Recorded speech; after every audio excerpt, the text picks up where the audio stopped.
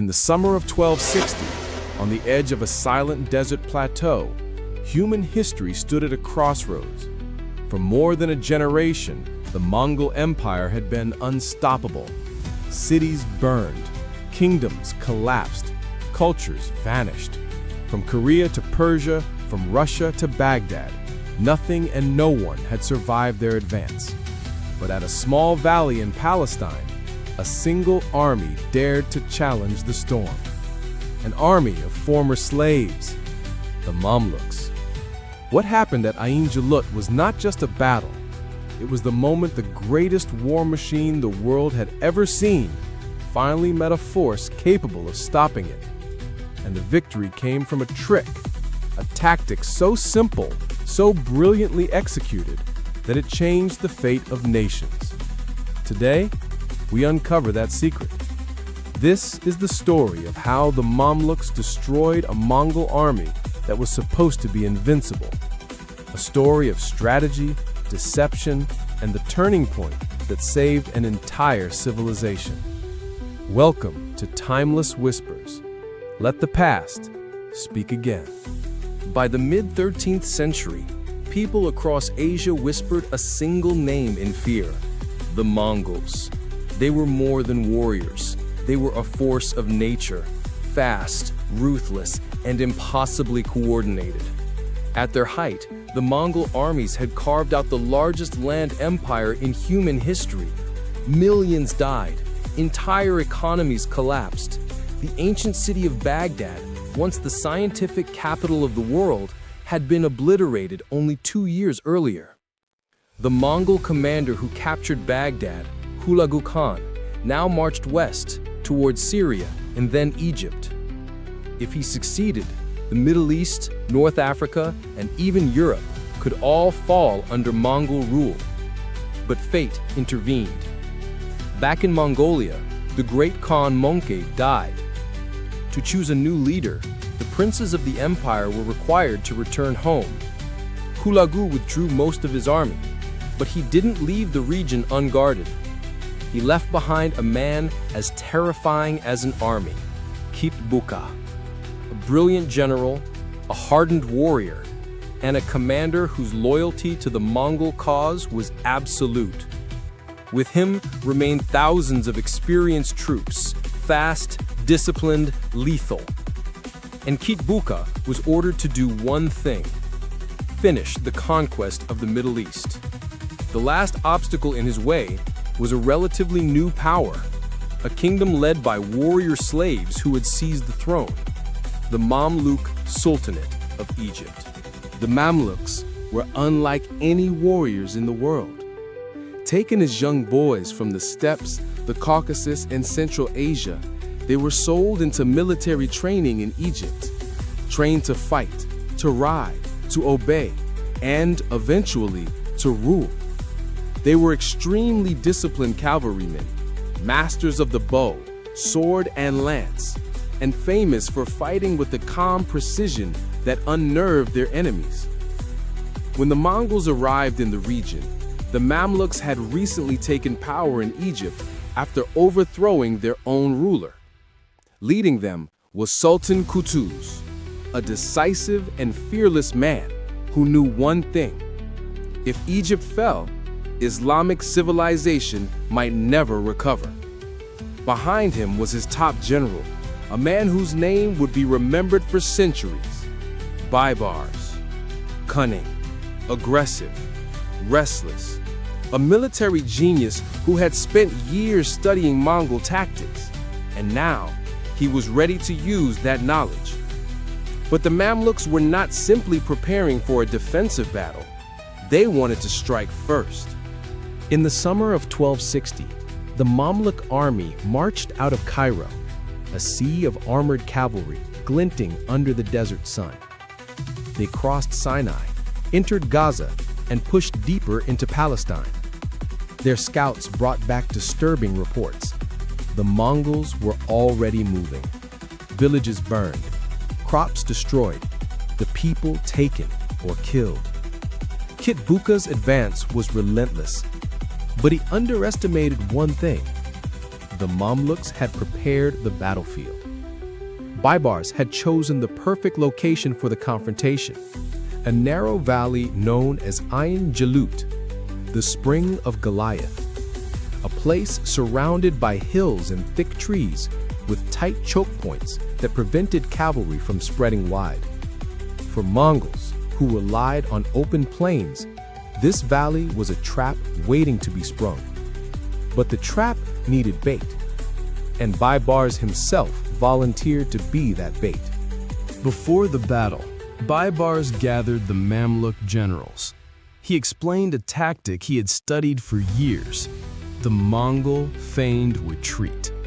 It was a maneuver the Mongols used to perfection, pretending to flee so the enemy chased them, then turning back to destroy them once they were disorganized. But Baibars realized something important. If the Mongols relied on feigned retreats, they would never expect someone to use the same tactic against them. His plan was simple, deadly, brilliant. On the day of battle, Baibars would lead a portion of the Mamluk cavalry out front. They would attack the Mongol vanguard, just enough to provoke them, and then suddenly retreat, not in panic, but in perfect, disciplined formation. The Mongols, confident, aggressive, and sure of their superiority, would chase them into the narrow valley. And waiting inside that valley would be the full Mamluk army, hidden in the hills and the forests, ready to slam the trap shut. But there was one more layer to the plan, the real secret. The Mamluks had trained their horses for weeks to perform rapid pivots and sudden directional shifts. These were movements Mongol horses weren't used to fighting against. Movements that would confuse and slow the enemy charges.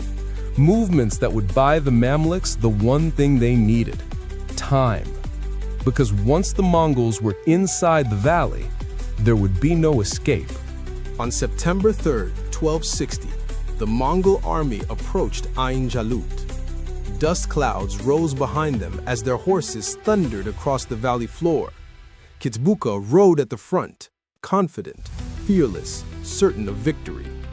Across the field, Baibars and the Mamluk vanguard waited. The two armies paused as if the earth itself was holding its breath. Then, the Mamluks charged.